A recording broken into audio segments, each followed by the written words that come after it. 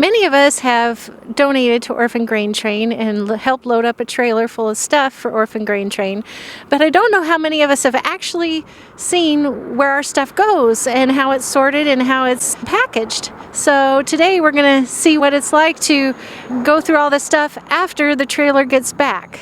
When raw material come in, people bring us, donate us stuff. It comes into here. This is our bunker room. This is all stuff that still needs to be sorted. Right now, this is the lowest we've been for some time. Most of the year, it's been packed clear to the back and the full length here.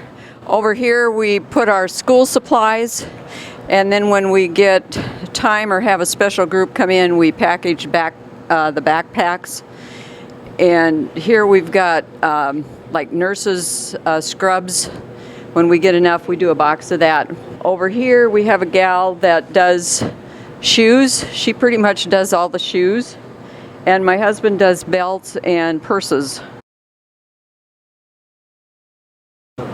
We normally have regular work on Tuesday mornings, and so we bring the bags from there into this area, and the long tables, we have people working along here. They take the bags, take the stuff out, sort it if it's dirty or have holes in it or whatever. It either goes in the garbage, or if it's not too bad a shape, these big bags here we put in there and we take that stuff to Goodwill. And so then they sort the stuff out of the bags. As you can see by the labels on the wall, that's where the clothes go into the combos.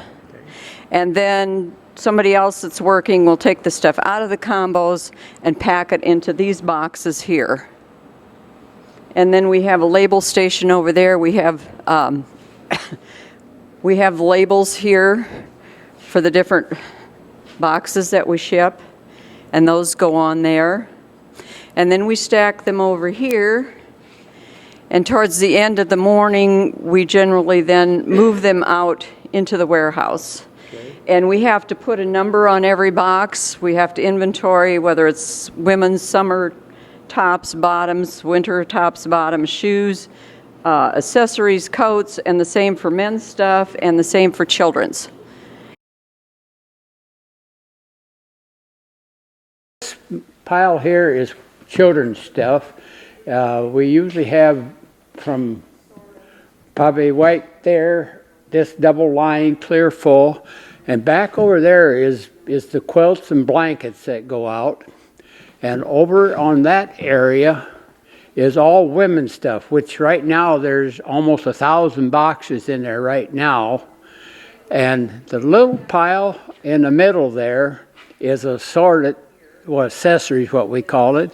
And it is like belts, caps, gloves, scarves, and just odd things that you wouldn't pack in the other ones. And this is all men's apparel, all the shoes that women's shoes and men's shoes. But if we get children's shoes in here, we put them right in here with the children's stuff.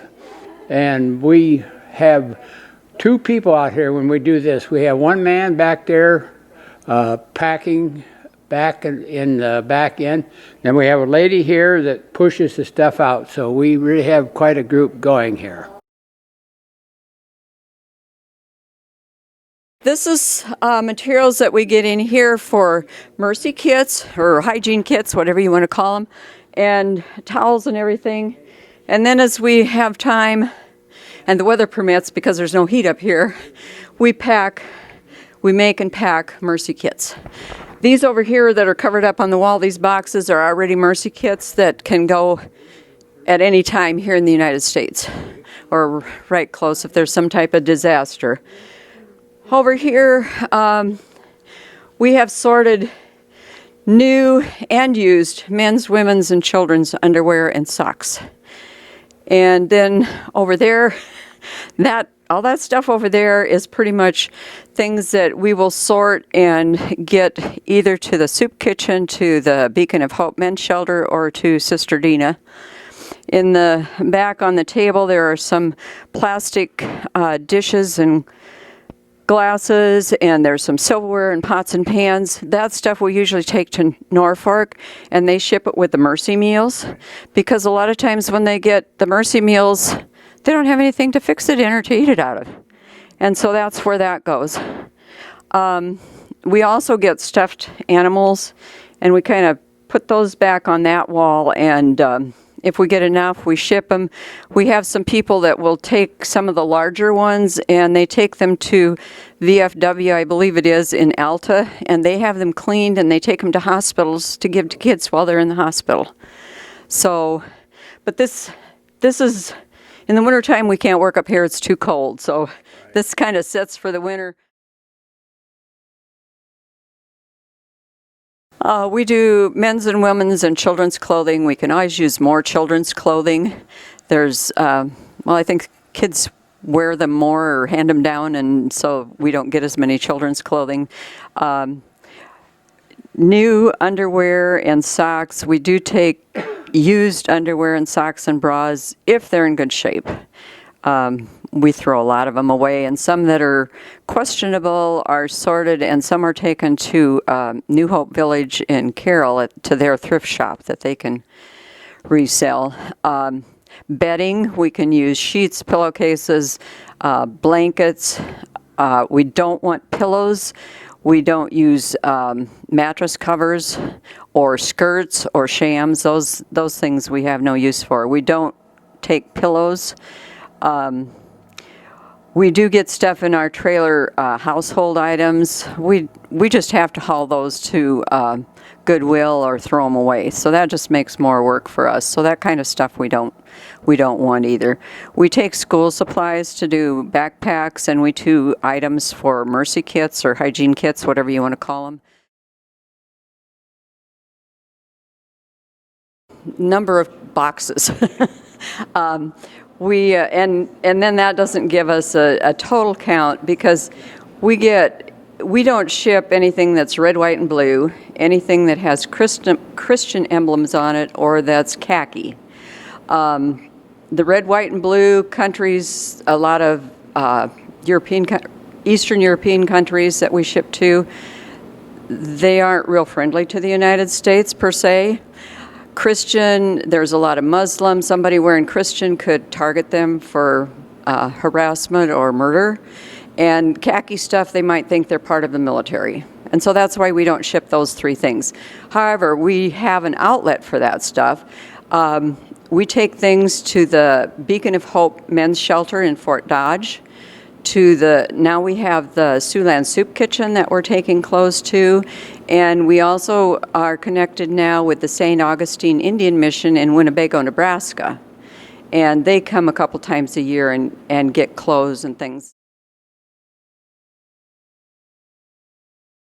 Well, it's here, people can bring stuff and put it in there during the week when there's nobody here, or we use it to, well, when we go to LWML convention, or we've taken it to different LWML zone rallies, that people can bring stuff and we put it in there and then bring it back here. Things that we get that we can't ship from here or normally don't ship, we take to Norfolk, and they have an outlet for it. We use banana boxes to pack our bedding and blankets and quilts, because we can get more into a banana box. This comes in a banana box, and we cut this in thirds. We don't use the middle part that has all the holes in it. Then we use one part in the bottom of the box to cover the hole and one part to fill the top of the box. When they were here the last time, there was a gentleman that his wife comes all the time, but his health doesn't allow him to do it. And he sat here and he cut those papers apart for us. And it was something that he could sit here and do and feel like he was contributing. And we don't expect anybody to do anything they aren't capable of, or don't feel that they're capable of doing either. We have a gentleman that comes that was 101 in August. He's our poster boy for volunteers. Don't tell me you're too old.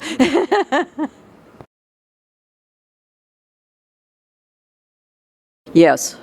They can, if they're bringing stuff and want to stay on a Tuesday morning, that's fine. If there's a group that would like to come from a church, we can arrange another time for them to come. We'd work on Tuesday and leave, and it didn't appear like we'd even made a dent in it. And then we also had gotten, at the end of last year, a whole semi-load of material. There were 26 pallets of brand new sports equipment, shirts, jackets, sweatshirts, pants, all that kind of thing. One of the gals that comes here on a regular basis started taking some of those boxes back to Anthem, and she had her Bible study group, and then she got people from the community involved, and they took labels off of stuff, sorted it, packed it, and brought it back here, and then all we had to do is put the label on it, and they did probably 20 pallets this summer. They just finished last week on that stuff.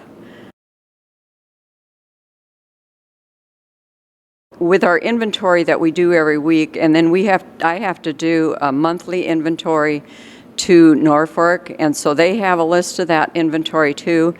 And when we get around 1,400 to 1,500 boxes, we know we're getting close to enough boxes for a shipment. And so then I contact Chris or Karen and say, okay, you need to find someplace for our stuff to go. We're limited in where we can ship our things because we don't have enough space to sort out keep the summer and the winter things separate.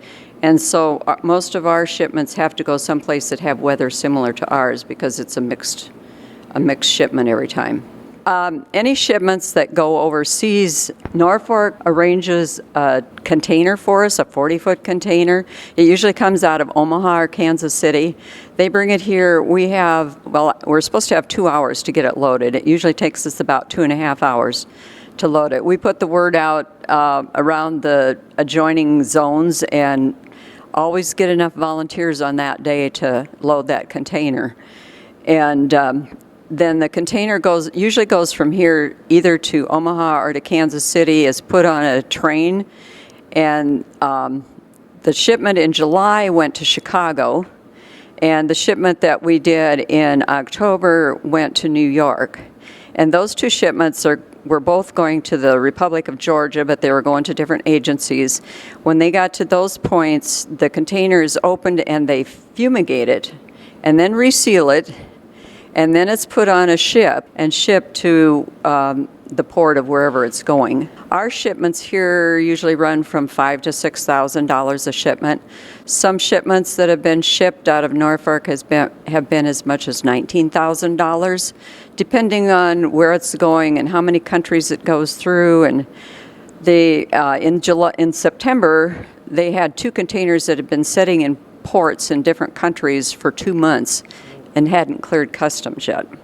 So, and then it's charged for sitting there, and then there's tariffs from the different countries it goes through, and that's what establishes the cost of the shipping.